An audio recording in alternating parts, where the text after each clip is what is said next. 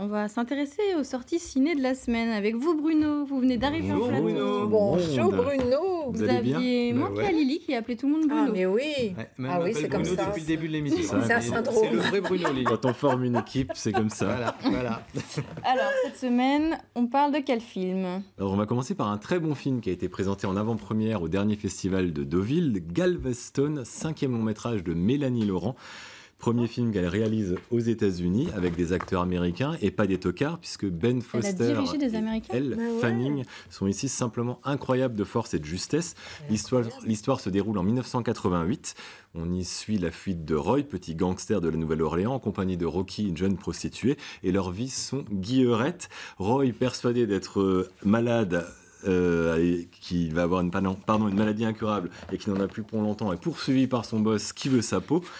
Rocky, elle, tente d'échapper à son beau-père et veut sauver sa petite sœur pour ne pas qu'elle subisse les abus sexuels qu'elle a subis. Vont-ils trouver un oasis de paix et de rédemption dans la petite ville de Galveston? Vous le saurez en allant voir le film du même nom. Alors attention quand même, le film est très très violent. Petit extrait. Ah bon?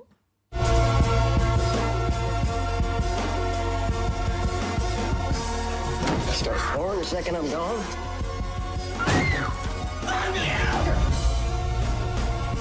If I wasn't around, well, they'd people be nice down.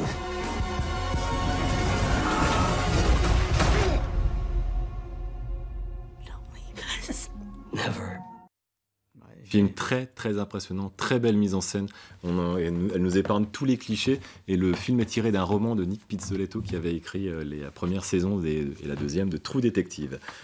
C'est des super True Detective. Exactement, donc violent aussi mais pas trop quand même. Venom de Ruben Fleischer, réalisateur capable d'enthousiasmer son public, comme avec la comédie d'horreur Bienvenue à Zombieland, c'était en 2009. Ça a l'air sympa, je suis passée à côté. Également de décevoir avec Gangster Squad qui avait pourtant un casting de Barjo, Emma Stone, Ryan Gosling bien avant La La Land, Sean Penn, Josh Brolin pour un résultat tout mou de la cuisse.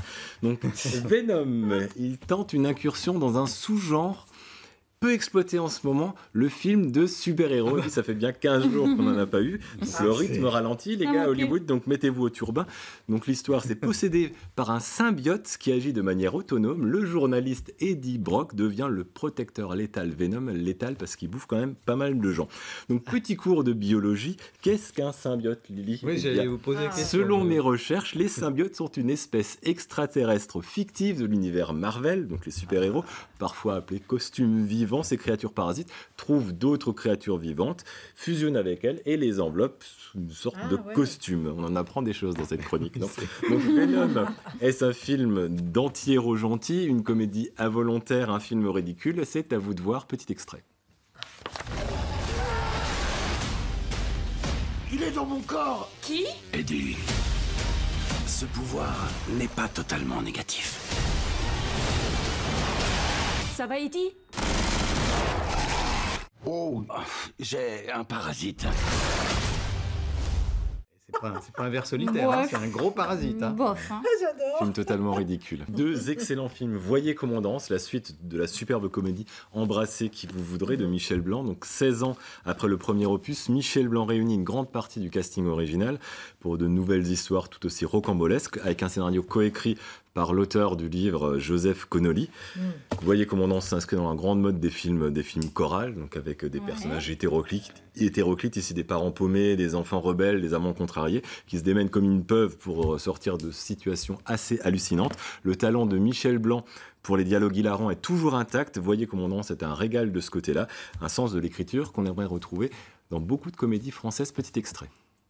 Oh ma puce, t'as pris des joues, mais ça te va bien? Maman, je suis enceinte. Je vais aller pleurer un peu aux toilettes, c'est en bas? Ah. Putain.